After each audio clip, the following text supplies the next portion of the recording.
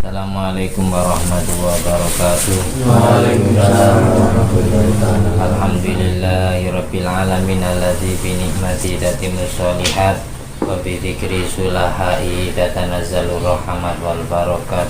Wassalatu wassalamu ala sayyidi sadat sayyidina maulana Muhammadin bil qadat wa ala alihi wa ashabihi al anjumiz zahirat amma ba'du. Allahumma sholli ala ruhi sayyidina Muhammadin fil arwah wa ala jasadi fil ajsad wa ala qabri fil qubur wa ala alihi washabihi wasallim. Rabbi shrah li sadri wa yassir li amri wa hlul 'uqdatam min lisani yafqahu qawli. Rabbi zidni ilma warzuqni fahma. Allahumma iftah alaina futuhal arifin waj'alna khalisatan liwajhikal karim. Allahumma rzuqna fahman nabiyyin wa ilhamal malaikatil muqarrabin. Allahumma nawwir qulubana bi nuri hidayatika kama nawwaratal arda bi nuri syamsika. Rabbana anfa'na bima 'allamtana, Rabbi 'allimna alladzi yanfa'una, Rabbi faqihna wa faqih ahlana wa qarabatina fi dinina. Allahumma inna na'udzubika min ilmin la yanfa' wa qalbin la yakhsha' wa amalin la yurfa' wa du'ain la yusma'. Allahumma sholli ala sayyidina Muhammadin tibbil qulub wa dawaiha wa afiyatil abdan wa shifaiha wa nuril absar wa diyaiha wa qutil arwah wa ghidaiha wa ala alihi washabihi wasallim. Allahumma sholli ala sayyidina Muhammadin wa ala sayyidina Muhammad madanil judi wal karam bail ilmi wal hilmi wal hikam wa barik wa sallim. Alhamdulillahirabbil alamin.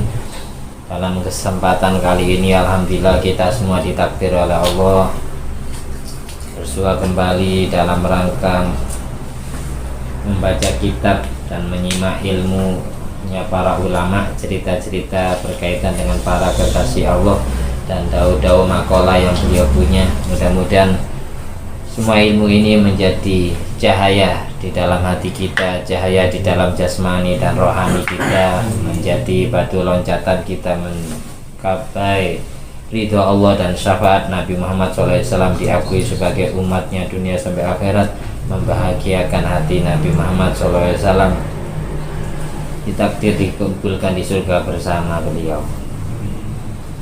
Ala hadinya wa ala kulliyatin sholihah wa ala kulli man wa salafu sholih khususan ala kulli nati jami'i awliya wal ulama wa syuhada wal anbiya al-madhkur asma'um fi hadal kitab wa nakhususan mu'allif hadal kitab Ibn bin Ibrahim bin Smith radhiyallahu anhu wa salamu alim ajma'in ala kulli niyati jami'i masyaihina wa jami'i awliya itis'a Indonesia bijai Nabil Mustafa wal Mujtaba Muhammadin sallallahu alaihi wasallam ali ashabi aduratil majma'in bisiri asraril fatihah. A'udzu billahi minasyaitonir rajim. Bismillahirrahmanirrahim. Alhamdulillahirabbil alamin. Arrahmanir rahim. Maliki yaumiddin. Iyyaka na'budu wa iyyaka nasta'in. Ihdinas siratal mustaqim. Shiratal ladzina an'amta 'alaihim ghairil maghdubi alaihim waladdallin. Amin. Bismillahirrahmanirrahim. Al-Fakir sekarang membacakan kitab kutipan-kutipan yang pertama dari kitab An-Nasaihud Diniyah, diriwayatkan dari Amirul Mukminin Sayyidina Ali bin Abi Thalib karramallahu wajhah, merupakan menantu Nabi Muhammad SAW sekaligus masih kerabat misanan atau sepupu Nabi Muhammad, karena Abu Thalib adik kandungnya Sayyid Abdullah. Abdullah itu ayahanda Nabi kita Muhammad SAW. Qala Amirul Mukminin Al-Imam Ali bin Abi Thalib karramallahu wajhah, al-ilmu khairun minal mal. Ilmu itu lebih baik daripada harta. Ilmu itu lebih baik daripada harta. Al-ilmu yahrusuka. Ilmu bisa menjagamu. Wa anta tahrusul malah. Sedang kamu menjaga harta. Kalau ilmu yang menjaga kamu, sedang kamu menjaga harta. Al-ilmu yazku. Ilmu itu bisa berkembang biak, tambah semakin banyak. Alal infak, ketika diinfakkan, ketika disodakohkan kepada orang lain, ketika ilmu itu diajarkan kepada orang lain. Wal mal tungkisuhun nafaqah. Sedang harta ketika dinafakohkan, disedekahkan, diberikan maka berkurang. Kalau ilmu diajarkan, tambah semakin alim orang yang punya. Kalau harta diberikan, tambah semakin berkurang kepunyaannya. Al ilmu hakimun, ilmu yang bisa menghakimimu, ilmu yang bisa menghukum kamu, yang ngatur hidupmu. Wal mal mahkumun alaih, sedang harta kamu sendiri yang mengatur. Dikutip dalam kitab Nasaihud Diniyah karya Habib Abdullah bin Alwi Al-Haddad, pengarang Rotibul Haddad. Dalam kitab ini menyimpulkan bahwa ilmu itu sangat penting. Orang punya ilmu itu akan bisa dilindungi oleh ilmunya. Kita dalam melangkah dalam aspek kehidupan kita, kalau kita punya ilmu, pasti kita yang dijaga oleh ilmu, diatur oleh ilmu. Misal kita mau sholat kita diatur oleh ilmu kita. Kita mau sodako kita diatur oleh ilmu kita. Biar sodako diterima gimana caranya? Harus ikhlas. Kita mau bisnis, mau dagang, maka bisnis kita diatur oleh ilmu. Caranya zakat gimana, terus caranya bisnis supaya halal dan barokah gimana, harus jujur, tidak boleh membohongi konsumen. Ketika kita nyawa, punya ladang sawah, jadi petani, maka cara nandur pun ada ilmunya. Cara nyirami tanaman juga diatur oleh ilmu. Kalau tidak punya ilmu caranya nanam, tidak mungkin panennya bagus. Cara mupuknya juga ada ilmu. Cara membajak tanahnya, ngelembutkan tanahnya, membuat tanahnya empuk, subur, itu juga ada ilmunya. Ilmunya petani, ada ilmunya pedagang, ada ilmu untuk ibadah, ada ilmu untuk wudhu. Kita hanya asal wudhu aja, kalau tidak tahu ilmunya, kita tidak akan tahu cara yang benar secara syariat. Ya gitu. Makanya Sayyidina Ali mengatakan ilmu itu bisa menjagamu. Kalau harta kamu sendiri yang menjaga. Buktinya kalau kamu punya HP saja takut hilang ya, dikantongi, digesek ya, dibawa terus, takut dicopet orang, takut dimaling. Khawatir kita kehilangan harta.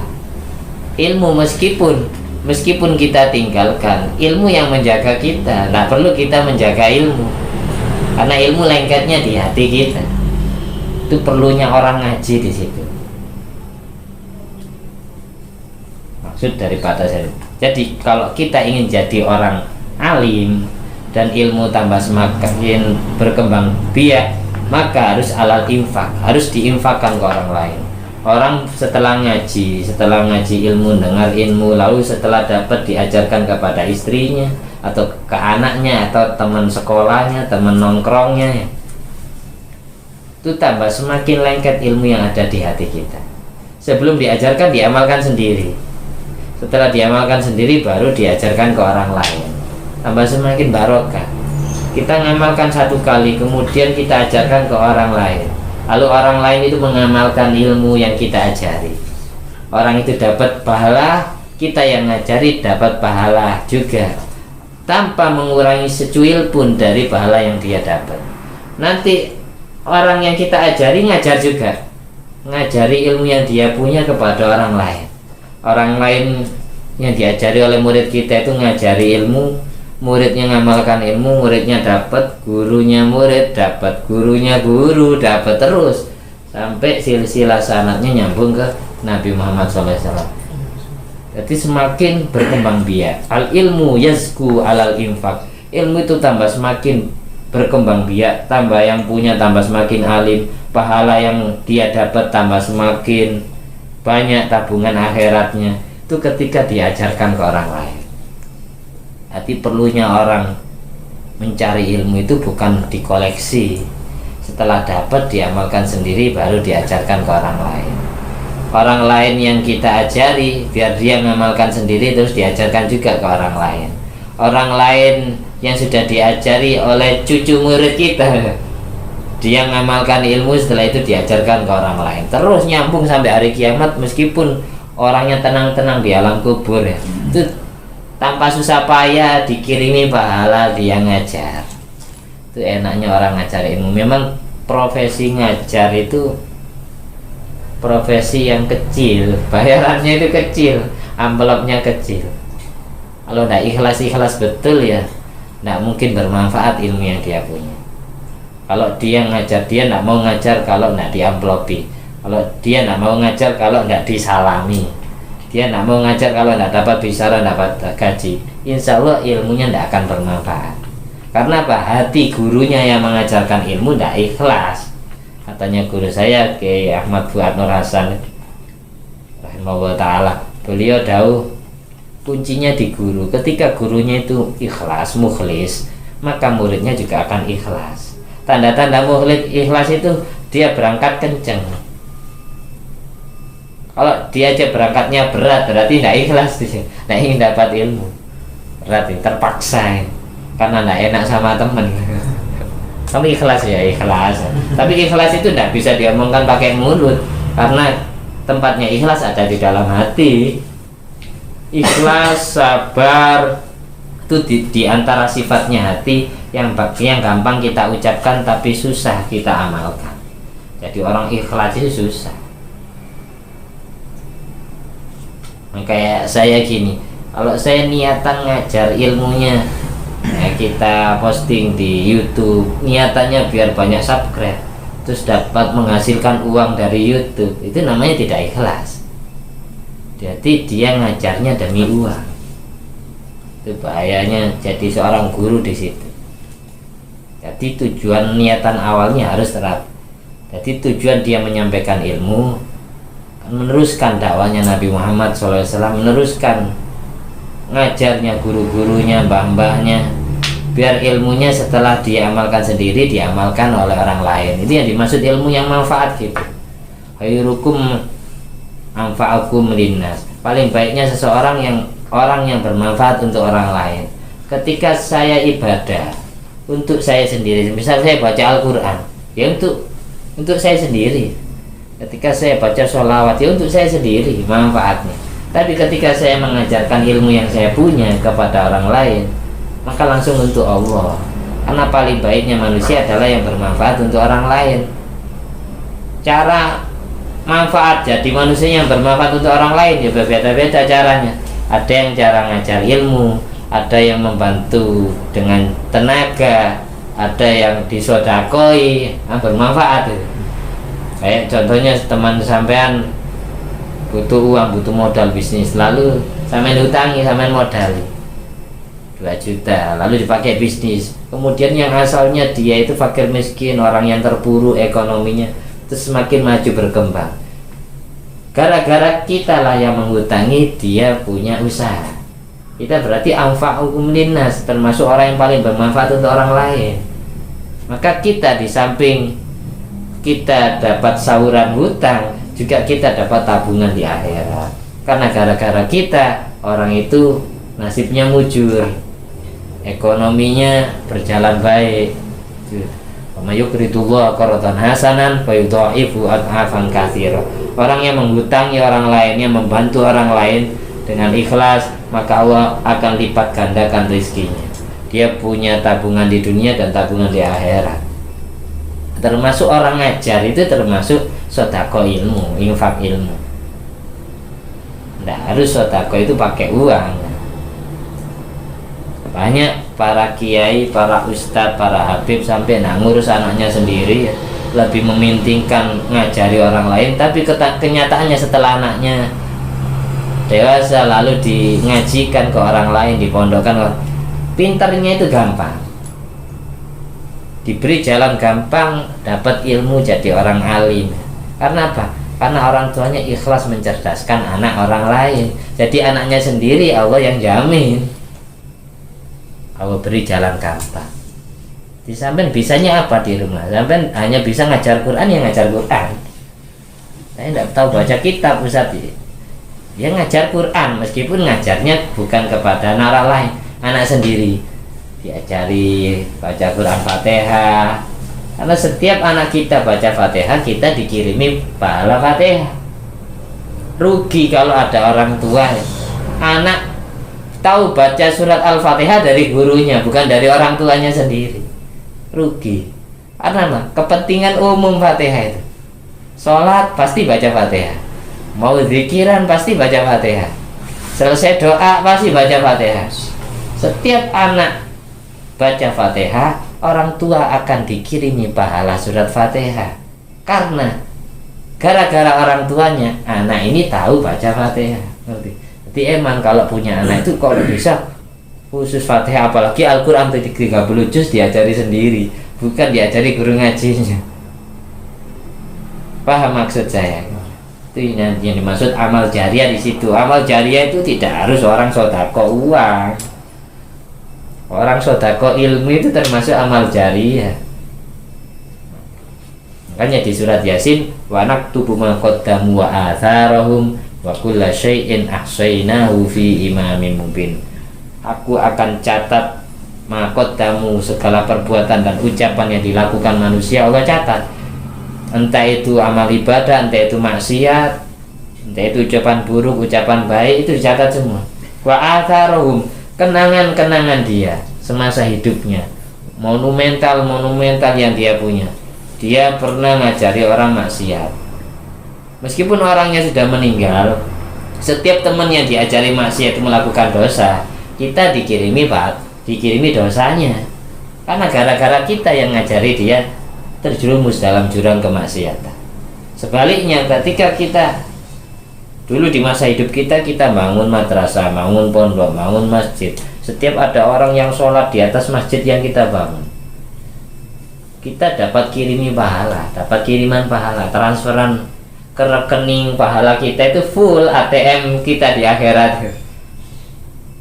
Kita tenang-tenang di alam kubur, dikirimi pahala terus sama orang yang sholat di atas masjid kita. Nggak harus masjid sih, kita sodako sajadah, memfasilitasi orang sholat. Setiap orang sholat di atas sajadah yang kita beri, kita dapat kiriman pahala sholatnya orang itu. Kita sodako tasbih, setiap dia wiritan pakai tasbih yang kita beri, kita dapat kiriman pahala zikirannya dia. Itu yang dimaksud wa naktubu ma qaddamu wa atharahum wa kulla syai'in ahsaynahu fi imamin mubin. Sudah Allah catat di dalam imamin mubin, Lauh Mahfuz, buku catatan amal yang dijaga oleh para malaikatnya.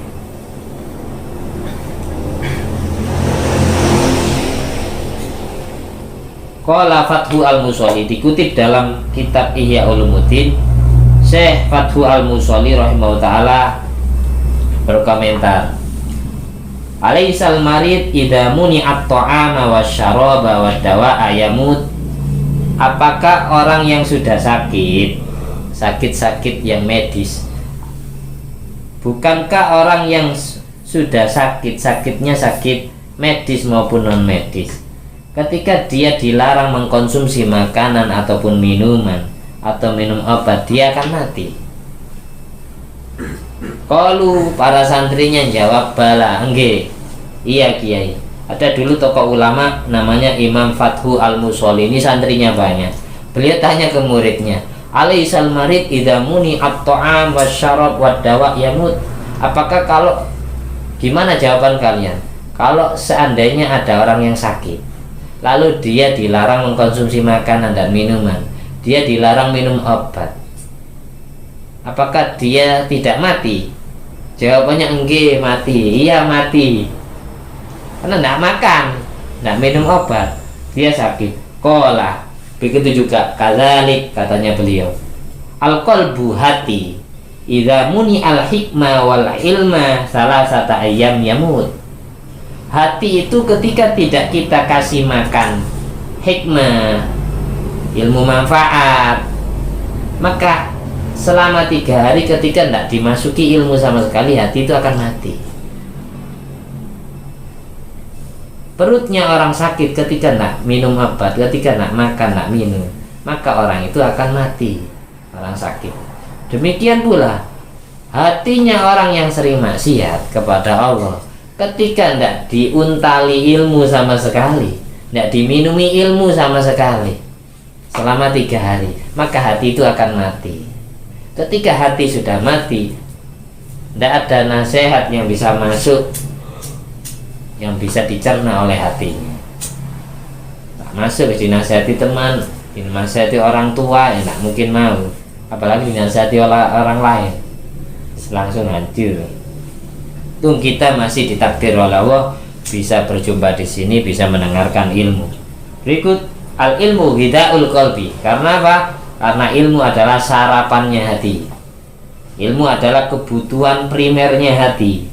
Walidha, oleh karena itu kanal Habib Idrus bin Umar al-Habsyi yaqulu ba'dal faragh min majlisil ilmi, alhamdulillah alladzi at'amani hadza wa razaqanihi min ghairi haulin minni wala quwwatin kama yaqul dzalik ba'dal aql.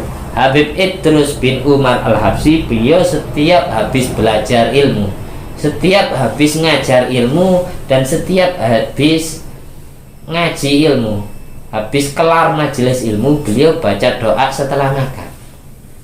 Habib Idrus bin Umar al-Habsyi kalau habis thalabul ilmi, habis ngaji itu, santri-santrinya dan beliau sendiri suruh baca doa setelah makan.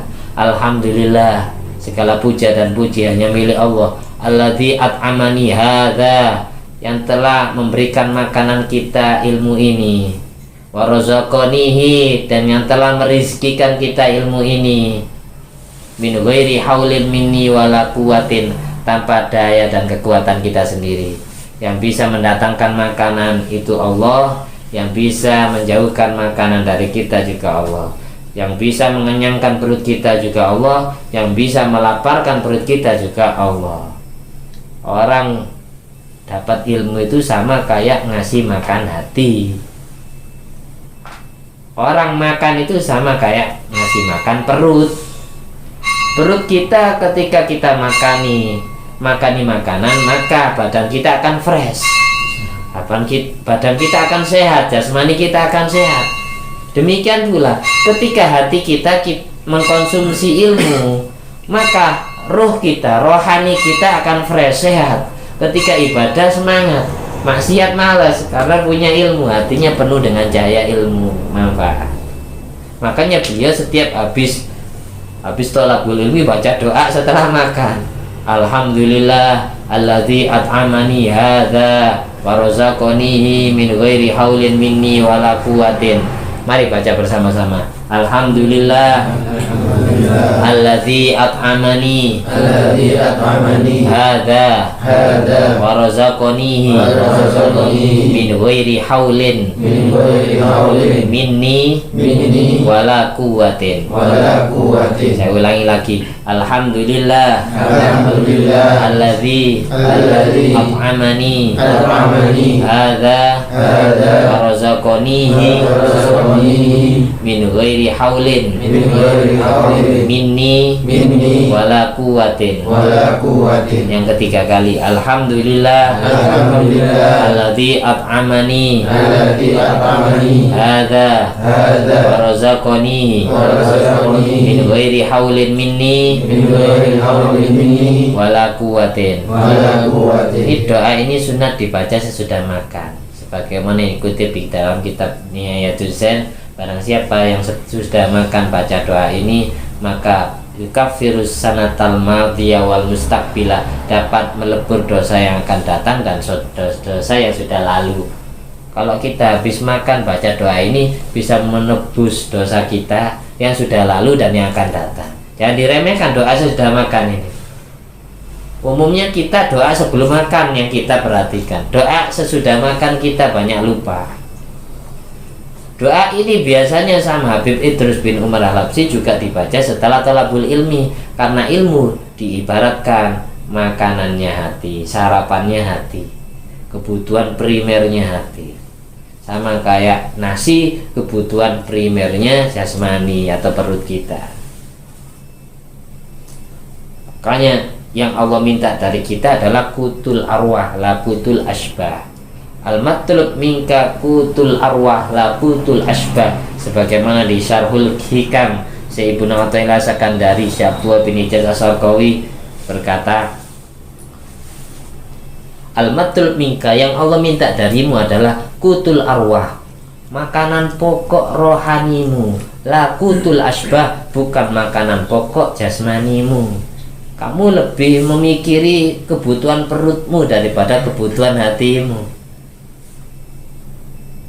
Ketika perutmu sudah penuh, penuh dengan makanan, sedang hati tidak penuh dengan ilmu, maka ibadah pasti malas, maksiat cakang, semangat pasti gitu. Perlu kebutuhan ilmu. Setelah makan itu juga sunat baca surat Quraisy sebagaimana di Fathul Mu'in. Bismillahirrahmanirrahim.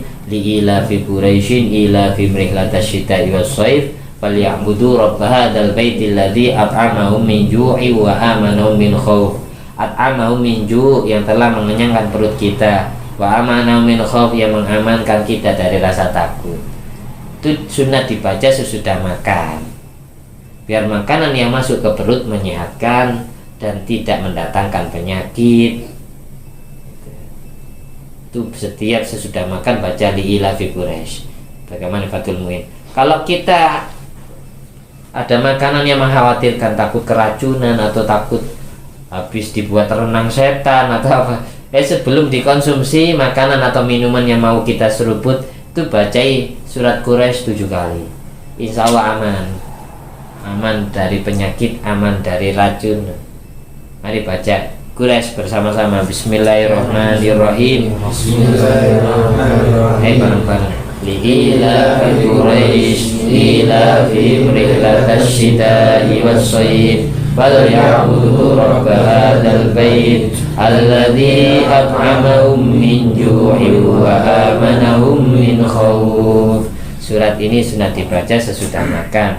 Yang jelas bacanya habis alhamdulillah alladzi at'amani hadza wa razaqani min ghairi haulin minni wala quwwatin, baru baca li'ila fi Quraisy. Satu kali aja, jangan banyak-banyak.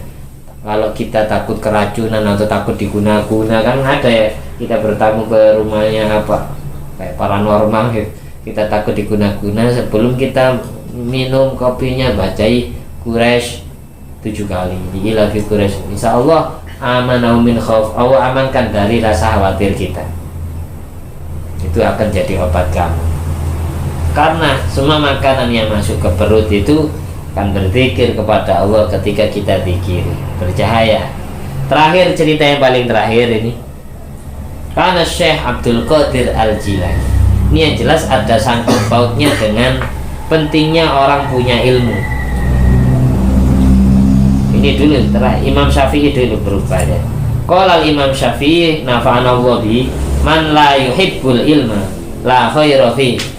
Orang yang tidak cinta ilmu tidak punya kebaikan sama sekali. Fala yakun bainaka wa bainahu ma'rifatun wala shadaqatun.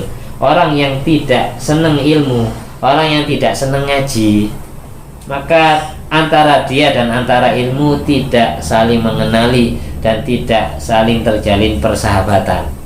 Fa'inal ilma hayatul qalbi, karena ilmu adalah kehidupan untuk hati, wa misbahul basair, dan menjadi lampu penerang mata hati.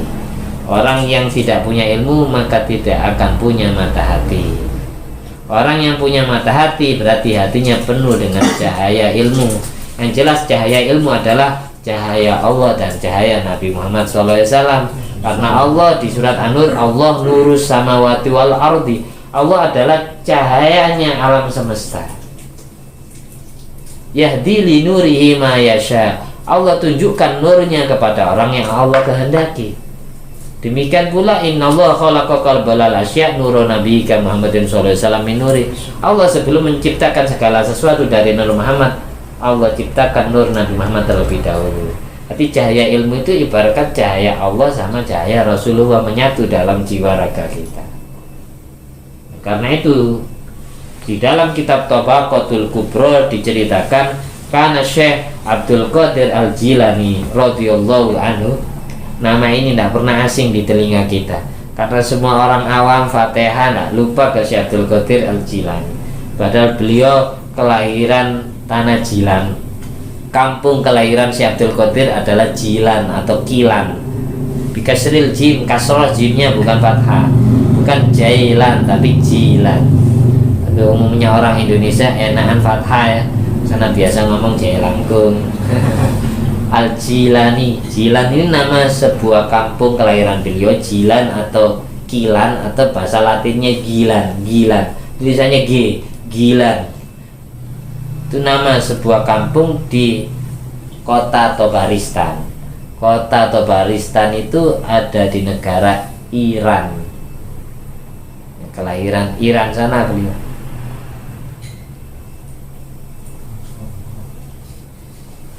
Yaqul, beliau berkata, beliau bercerita, si Abdul Qadir Al-Jilani bercerita, taro ali nurun azimun mala'al ufuqo. Bagaimana di dalam manakib-manakibnya si Abdul Qadir Al-Jilani, telah terpancar cahaya yang amat besar yang memenuhi ufuk, yang memenuhi galaksi alam semesta, yang memenuhi kolong langit dan kolong bumi. Pernah si Abdul Qadir Al-Jilani di malam hari sedang zikir kepada Allah, tiba-tiba semua alam ini bercahaya. Cahayanya amat besar sekali. Cahaya apa ini? Dilihat sama si Abdul Qadir. Memenuhi alam semesta, kolong langit dan kolong bumi. Padahal di malam hari, bukan di siang bolong. Kalau siang wajar ada matahari. Sampai seolah-olah cahaya bulan sama bintang tidak ada, saking penuhnya. Padahal tidak ada PLN zaman itu, masih belum ada lampu. Lampunya masih manual, lilin, tambal sekrum. Abdul Qadir Al-Jilani menyaksikan cahaya itu memenuhi ufuk, memenuhi galaksi alam semesta. Tsumma tadalla fi suratun tunadi. Kemudian cahaya itu membentuk. Setelah membentuk, mendekat kepada si Abdul Qadir Al-Jilani, memanggil si Abdul Qadir. Cahaya itu, ya Abdul Qadir, wahai Abdul Qadir, ana rabbuka, saya ini, cahaya ini adalah Tuhanmu. Waqad halaltu lakal muharramat, sungguh aku telah menghalalkan segala perkara yang sudah aku haramkan kepadamu. Wahai Abdul Qadir, mulai sejak ini, mulai detik ini, aku perkenankan engkau maksiat. Aku perkenankan engkau tidak menjalankan ibadah. Kamu sudah kelasnya tinggi, kamu sudah Qutbul Ghaus, rajanya wali di seantero dunia. Kamu layak mendapatkan makom ini. Mulai sejak ini kamu boleh melakukan apa saja semaumu. Aku halalkan segala sesuatu yang pernah aku haramkan kepadamu. Katanya cahaya itu bilang kepada si Abdul Qadir Al-Jilani. Fakultu, kemudian aku menjawab cahaya itu, ikhsya ya la'in, pergilah wahai setan yang terkutuk. Fa idzan dzalikan nur dhalal. Kemudian setelah si Abdul Qadir bilang ikhsya ya la'in, tiba-tiba cahaya itu jadi gelap, jadi kegelapan. Fatil kasura dukhon, kemudian rupanya cahaya tadi, bentuk rupanya kemudian jadi asap. Tsumma khotobani, kemudian kegelapan dan asap itu bilang kepada saya, katanya si Abdul Qadir. Ini si Abdul Qadir sendiri ceritanya. Terus ngomong kepada saya, ya Abdul Qadir, najauta minni bi ilmik, bi amri rabbik, wa fikhik, bi ahwali manazilatik. Wahai Abdul Qadir, engkau selamat dari gangguanku, engkau selamat dari rayuanku, engkau selamat dari bisikanku, gara-gara ilmu yang kau bina, ilmu yang kau punya atas perintah Tuhanmu, dan ngertinya kamu tentang kedudukanmu di sisi Allah, di sisi Tuhan. Walaqad adlaltu bimithli hadhil waqi'ah sab'ina min ahli thariq. Tapi aku tidak kecewa, katanya setan, katanya iblis. Meskipun aku gagal mengganggumu, tidak sukses merayumu, tapi aku sangat bersyukur karena sudah menyesatkan 70 orang dengan gangguan sama, dengan model cara yang sama. Orang-orang yang saya sesatkan adalah ahli thariq, orang yang ahli zikir kepada Allah, orang yang ahli thariqah, menjalankan thariqah husul kepada Allah. Satu orang gagal tapi 70 orang sukses aku sesatkan. Engkau tidak jadi tersesatkan gara-gara ilmu yang kau punya. Setelah iblis itu pergi, fakultu lillahil fadlu. Lalu Syekh Abdul Qadir bersumpah, hanya Allah lah yang punya anugerah, hanya Allah lah yang hebat. Tanpa bantuan Allah aku mungkin tersesat. Faqila lahu kaifa alimta annahu syaiton. Lalu santri-santrinya Syekh Abdul Qadir bertanya kepada Syekh Abdul Qadir, wahai abah, wahai guru, gimana caranya kok bisa jenengan tahu kalau itu setan? Padahal itu jelas cahaya. Cahaya itu identik dengan hal yang baik. Kalau api baru ya. Ini jelmanya sebagai cahaya. Kok bisa tahu jenengan kalau itu setan bukan Allah? Qala Syekh Abdul Qadir jawab, biqaulihi waqad halaltu lakal muharramat. Saya tahu kalau itu setan dari ucapan dia sendiri. Dia bilang tadi kepada saya ini, sungguh aku halalkan segala sesuatu yang sudah aku haramkan kepadamu. Tidak mungkin kalau memang itu Tuhan nyuruh maksiat, tidak mungkin. Setinggi apapun makom seseorang, meskipun jadi rajanya wali, tetap tidak boleh maksiat kepada Allah. Itu yang saya pelajari. Saya bisa tahu kalau itu setan karena dia ngomongnya menyesatkan. Kalau memang itu betul-betul Allah, yang jelas tidak mungkin saya disuruh maksiat, tidak mungkin ngajari permusuhan, tidak mungkin adu domba, tidak mungkin menjerumuskan kepada jurang kemaksiatan, jurang kenistaan, tidak mungkin. Kalau memang itu betul-betul Allah.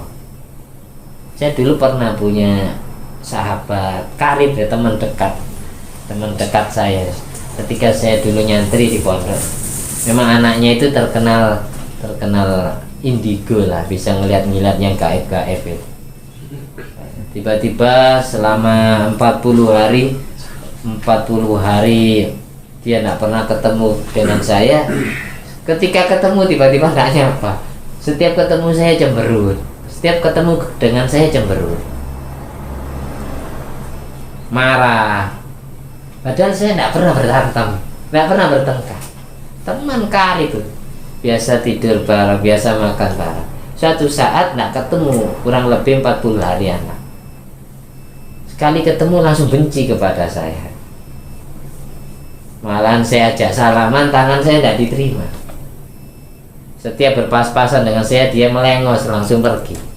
Setiap saya panggil namanya, tidak pernah dia menjawab panggilan saya. Dari situ kemudian saya curiga, kepo sih, ada apa sebenarnya ini? Semua orang yang dekat dengan dia saya tanyai, ada apa si fulan itu kok bisa aneh ya? Tidak nyapa kepada saya, tidak tahu. Semuanya orang jawab tidak tahu sampai ketemu alasannya. Mudah-mudahan dia menyaksikan lewat online ini. Jadi kalau memang dia menyaksikan lewat online ini, saya minta maaf. Yang jelas saya tidak pernah memusuhi dia dan membenci dia, tidak pernah. Tapi senyuman saya dibalas kebencian terus. Saya minta maaf, tidak pernah diterima salam. Ada apa sebenarnya? Setelah saya selidiki, ada salah seorang teman karib dia yang lain datang menemui saya, dia bilang itu katanya ketemu kiai ini, ketemu sunan ini, ketemu wali ini, bahkan ada ngaku ketemu Nabi Muhammad SAW. Sampai bilang ya semuanya itu bilang gini, intinya itu teman kamu yang namanya Mansur itu aslinya memanfaatkan kamu, dia benci kamu, dia memperalat kamu. Kalau dapat amplop kamu dapat sedikit, dia ngambil yang banyak. Pokok diadu domba. Hasilnya dia benci kamu, pura-pura baik di mata kamu. Bahkan yang ngaku setan, yang ngaku sebagai Nabi Muhammad SAW itu bilang gini, itu sudah bukan umat saya lagi. Sampai gitu, ya Allah, astagfirullah. Mungkin kemudian setelah saya pahami, saya ambil pelajaran, mungkin karena dosa saya terlalu banyak kepada Allah, sehingga diuji teman dekat, teman akrab bisa benci kepada saya, menjauh dari saya. Itu anaknya indigo, entah kemungkinan dia terjadi kayak Syekh Abdul Qadir ini, mengalami apa yang dialami sama kayak Syekh Abdul Qadir. dia menjumpai sosok manusia yang jelma, sosok setan atau jin yang jelma sebagai walinya Allah atau apa gitu. Akhirnya dia percaya. Ketika dia percaya dikasih ilmu hitam, ilmu yang menyesatkan, akhirnya dia bermaksiat, dia bermusuhan dengan sesama orang Islamnya. Padahal ajaran Quran yang benar, innamal mu'minuna ikhwatun. Semua orang yang beriman itu bersaudara. Fa aslihu baina akhawaikum. Tugas kita ada merukunkan saudara-saudara kita yang cekcok, bukan malah memisahkan, bukan malah ngadu domba. Bukan. Kalau semisal teman saya itu kembali lagi dan sadar, alhamdulillah, mudah-mudahan Allah menyadarkan hati. Misal mau minta maaf ke saya, sebelum dia minta maaf sudah saya maafkan. Tidak usah malu, mumpung ini online ini. Silakan yang kenal dengan dia, orang yang saya maksud, salamkan dari saya dan suruh nemui saya. Tidak usah malu, saya bukan penjahat. Saya maafkan sebelum dia minta maaf. Yang penting saya sudah berusaha untuk mendekatkan diri, tapi tidak pernah diterima oleh dia. Saya tidak mau nyebut namanya riba, nanti mencoreng nama baik. Mudah-mudahan apa yang kita pelajari malam hari ini itu jadi ilmu yang manfaat dan barokah yang dapat menyelamatkan kita dari jurang api neraka, tanpa perlu susah payah kita masuk surga bersama Nabi Muhammad SAW. Al-adiniyat wa ala kuliyatin sholihah wa ala kulimana salafus sholih bijai Nabil Mustafa Sayyidina Muhammad SAW. Jadi asraril Fatihah. A'udzubillahi minasyaitonir rajim. Bismillahirrahmanirrahim. Alhamdulillahirabbil alamin arrahmanir rahim maliki yaumiddin. Iyyaka na'budu wa iyyaka nasta'in ihdinas siratal mustaqim siratal ladzina an'amta 'alaihim ghairil maghdubi 'alaihim waladdallin. Amin. Ayo baca doa tadi. Bismillahirrahmanirrahim.